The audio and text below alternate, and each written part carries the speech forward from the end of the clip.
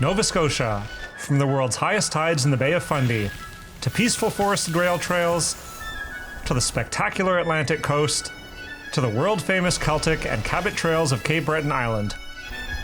This is Cycling Nova Scotia. From the town of Pictou, I set off west, cutting across from the Gulf of St. Lawrence on a quest back to the Bay of Fundy. Following the Blue Route provincial cycling network, I was able to stay on beautiful and quiet secondary roads, away from the busy Trans-Canada Highway.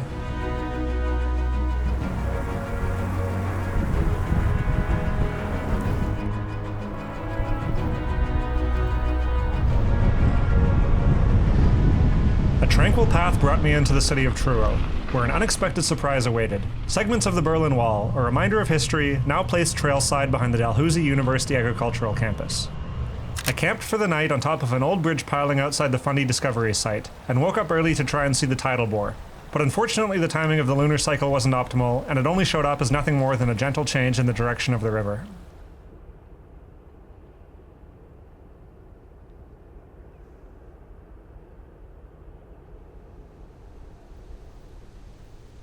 With the tide receded again, the Cobequid trail led me out of Truro on fantastic gravel, with incredible views of the muddy tidal flats at the head of the Cobequid Bay.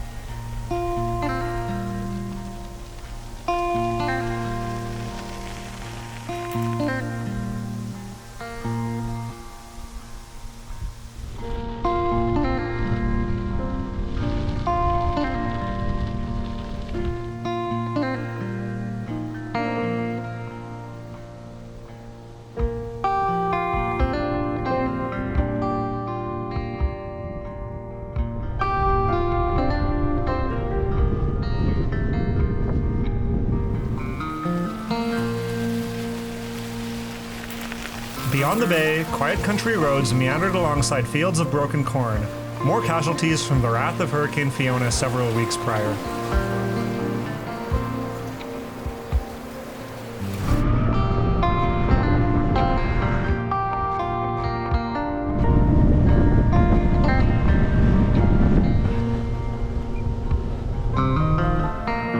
The afternoon brought me to Burntcoat Head. This spot here is the site of the highest recorded tides in the world, at a whopping 16-meter range.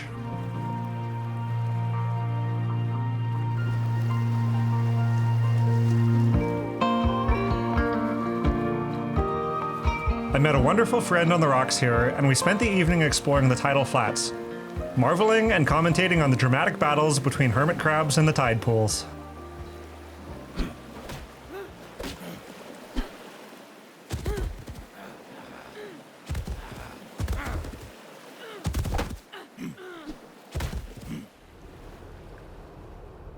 The morning dawned, revealing the expansive tidal flats and all their calm beauty. An incredible landscape unveiled twice daily with the cyclical rhythm of the tides.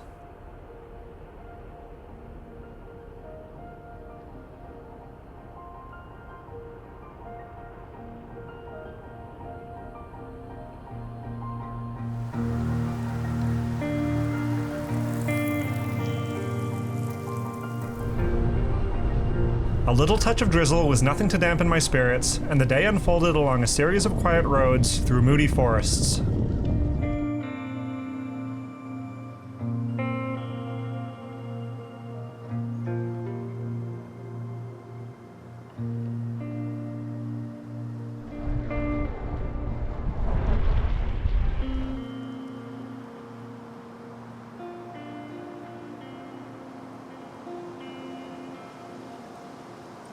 As dusk settled, I made camp for the night above the tide line on Blue Beach, as stars shone above and fog from the bay gently draped over the landscape.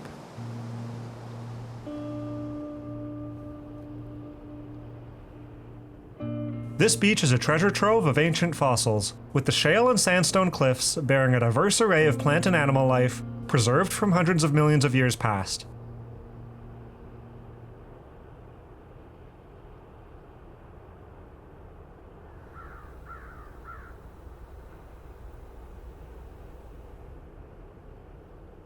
I spent a while exploring for fossil finds, but of course making sure not to disturb the rest on the beach. Then also checked out the fascinating fossil museum up the road, with some of the better fossils displayed.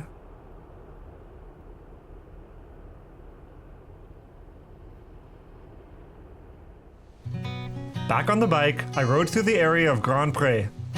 Founded in 1680, this site was one of the earliest and largest Acadian settlements in North America, and a place of trade and exchange with the indigenous Mi'kmaq. The industrious Acadians built an extensive network of dikes, transforming brackish marshland into highly productive farmland. However, in 1755, the British expelled most of the Acadians from the area, and the site has remained as a historical monument to the efforts of early Acadian settlers throughout North America.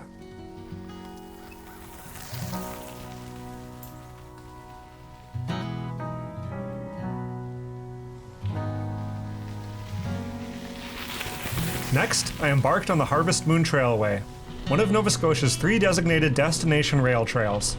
This scenic route traces the path of an old railway through peaceful forest and pleasant communities as it traverses through the picturesque Annapolis Valley.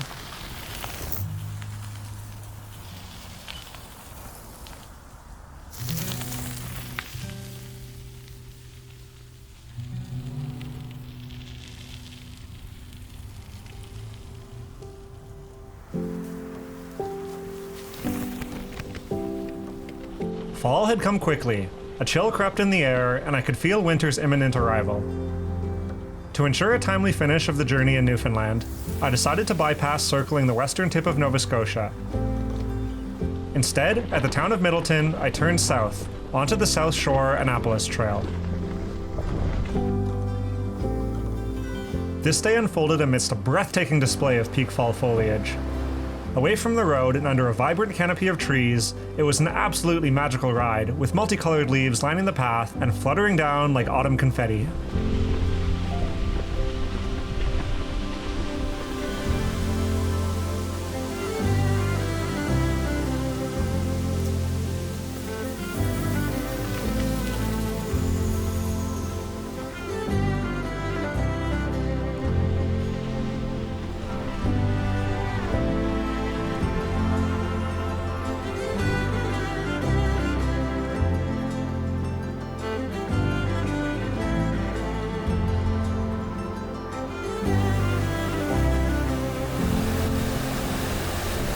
This trail was mixed use, also sharing the right-of-way with off-highway vehicles. At times it became a little rough, and I kept the pace up in the afternoon by alternating back and forth between the parallel highway, to make it to the town of Lunenburg by nightfall.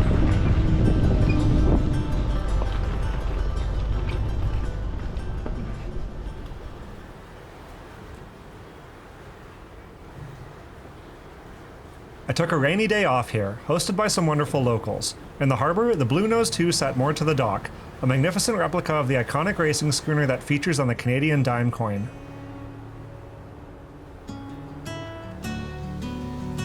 From Lunenburg, I set off east on the Rum Runners Trail, the second of Nova Scotia's destination rail trails.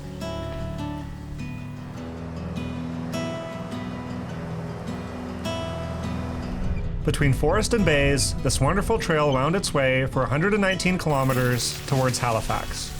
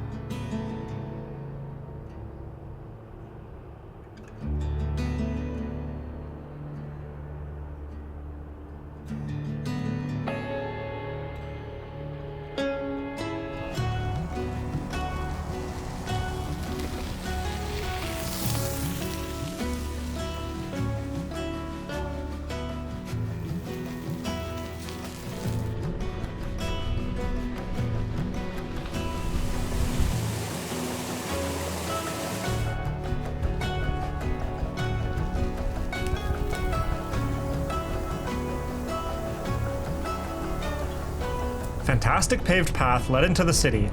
After a brief stop at the Dal Bike Centre to fix some spokes, I carried on quickly through Point Pleasant Park, past its historic towers and battlements.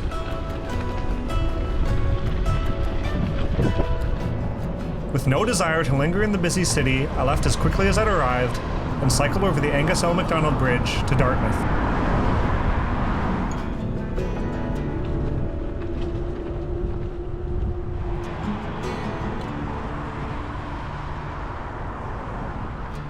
At Canadian Forces Base Shearwater, I joined up with the Shearwater Flyer Trail, heading through forest touched by the last light of the setting sun.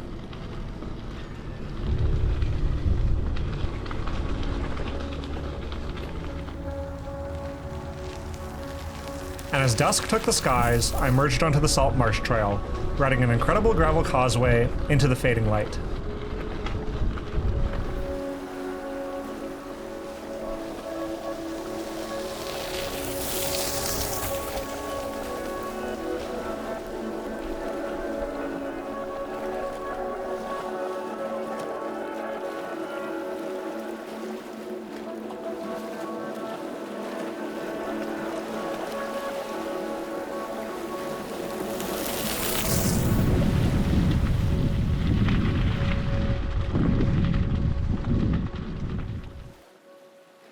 I camped the night on one of the beaches next to the Atlantic, refreshed by the oceanic breeze blowing in from the ocean.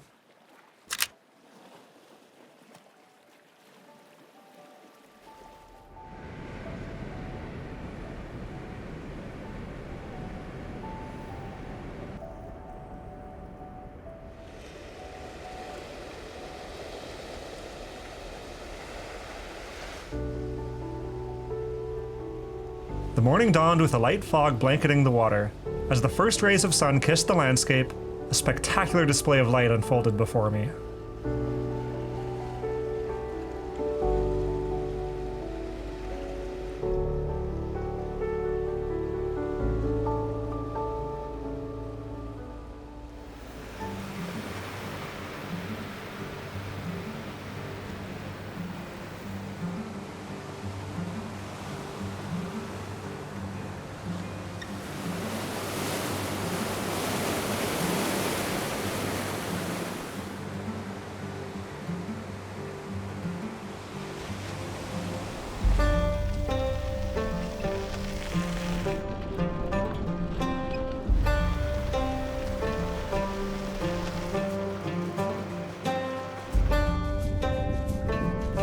Some more splendid trails led another 20 kilometers or so, past the captivating waters of Chesapeake Inlet.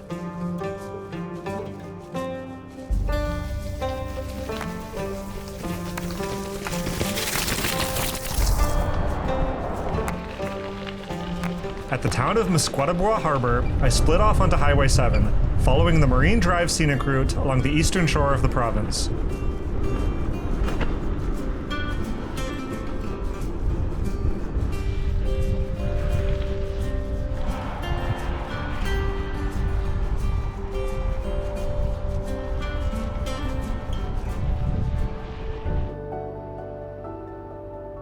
Aptly nicknamed Canada's Ocean Playground, Nova Scotia boasts an astonishing 13,000 kilometers of coastline and over 3,800 coastal islands, all while only being connected to the mainland by the 25-kilometer-wide Chignecto Isthmus.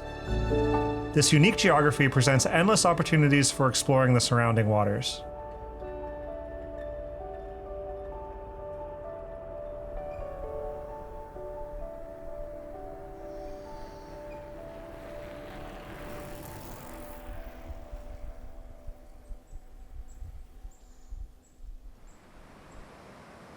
After a night spent camping behind the Sheet Harbour Visitor Centre, a thin fog once again blanketed the coast.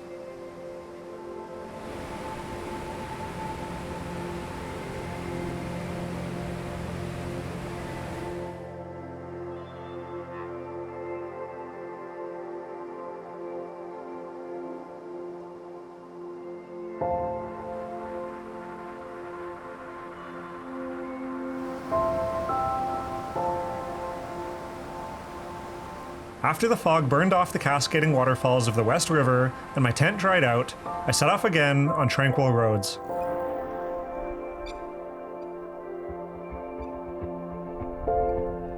October 23rd, in bike shorts and a t-shirt. Beautiful weather in Nova Scotia here today.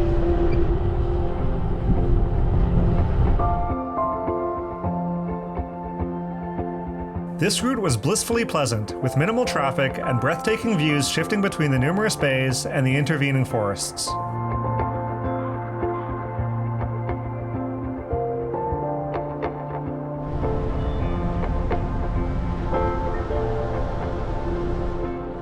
I arrived in the evening to the town of Sherbrooke, where the open-air Sherbrooke Village Museum showcases beautifully preserved buildings from the 1860s, a time when this area had a significant gold rush.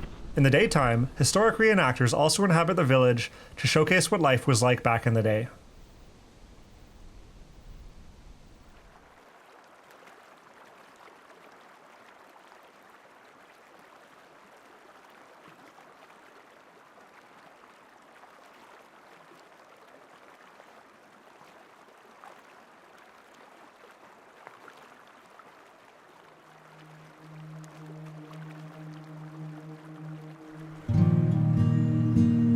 After a night camping beside the St. Mary's River, I left the coast and headed inland.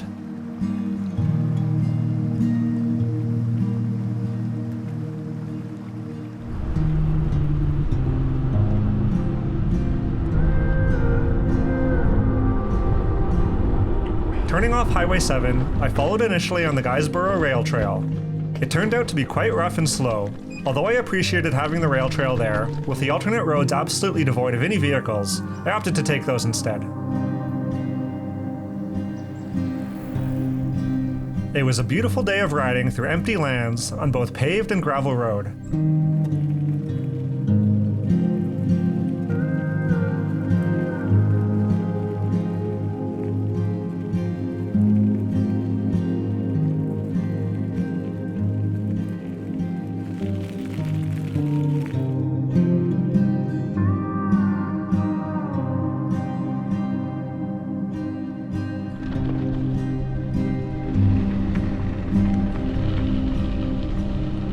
Traveling through Crossroads Country Harbour, Salmon River Lake, and Guysborough, I finally rejoined the coast on Route 344.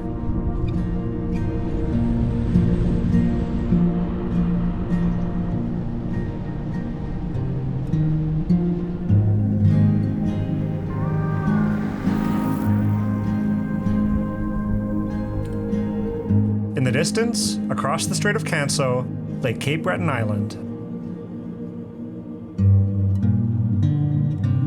Driven by desire for distance, I pushed on into the night and crossed the Canso Causeway to Cape Breton.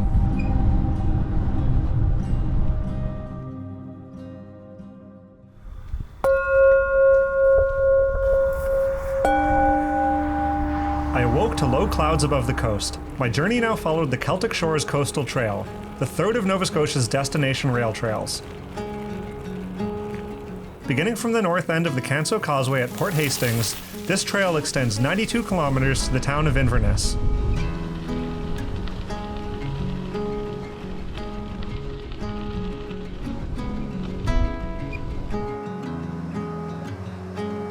With magnificent ocean vistas, tranquil forests, expansive wetlands, meandering rivers, historic bridges, and countless good camping spots, this was an incredible trail to cycle.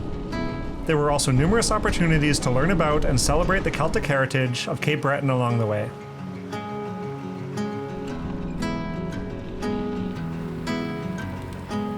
I savored my time on this trail, enjoying the pleasant cycling and surrounding nature, and spent a peaceful night camping by the trail with views of the town of Mabou.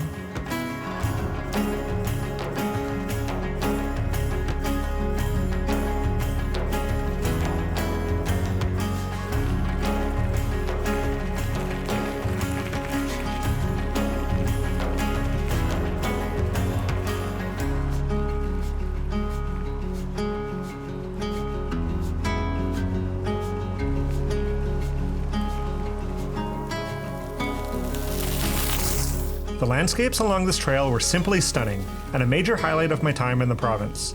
As I neared the trail's northern terminus, the first hills emerged, adorned in fantastic fiery fall foliage. Leaving Inverness, I returned to roadway. Through forests and foggy fields, I swiftly covered the 65-kilometer distance to the Cheticamp River, marking the entry into the awe-inspiring Cape Breton Highlands National Park.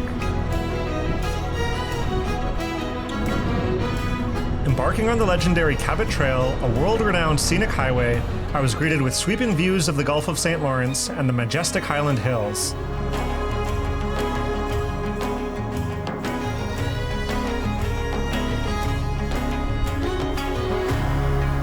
As the sun began to set, I climbed the first major hill.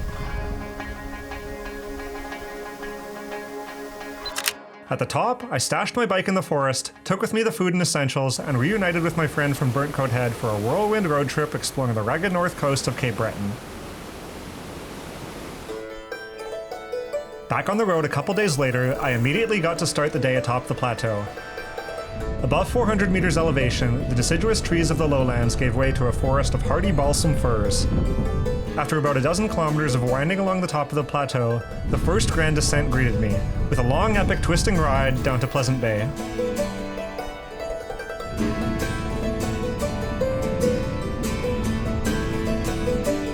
And with barely a break, it was back up another 400-meter climb.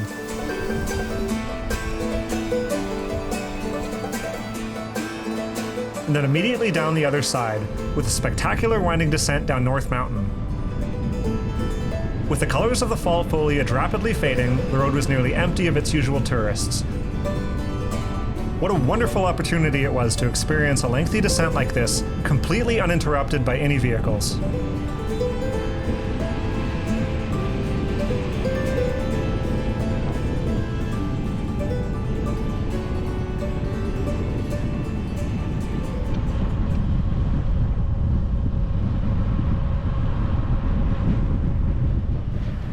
Following some gentler riding and short climbs, I arrived to the east coast of the Cape Breton Highlands.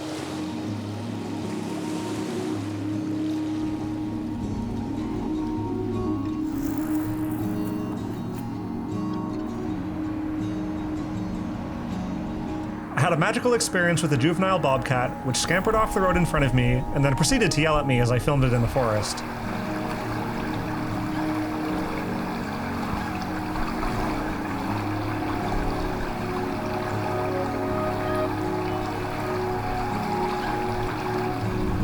Respecting the bobcat's space, I quickly carried on into the sunset, arriving at Ingonish Beach Campground.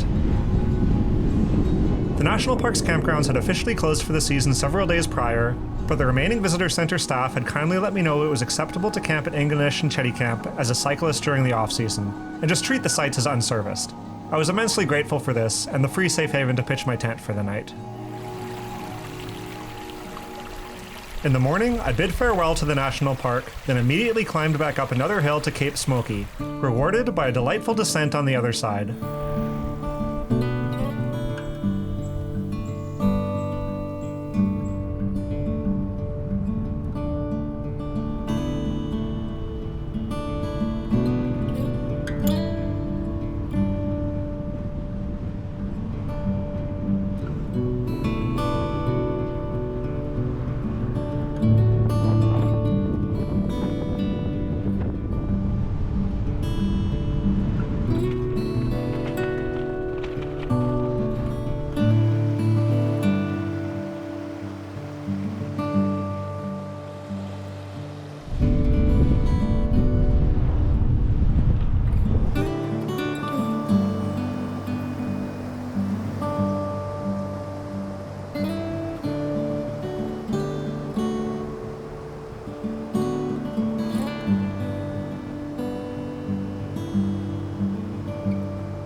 A very brief 150-meter ferry ride brought me across the mouth of St. Anne's Bay, and then one final climb to 250 meters brought me over the summit of Kelly's Mountain.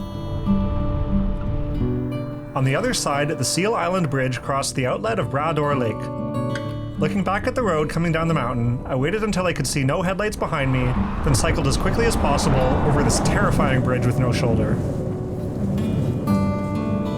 Another hour of night riding on the highway brought me to North Sydney, where I immediately boarded the ferry to leave Nova Scotia and embarked on an overnight journey to Newfoundland.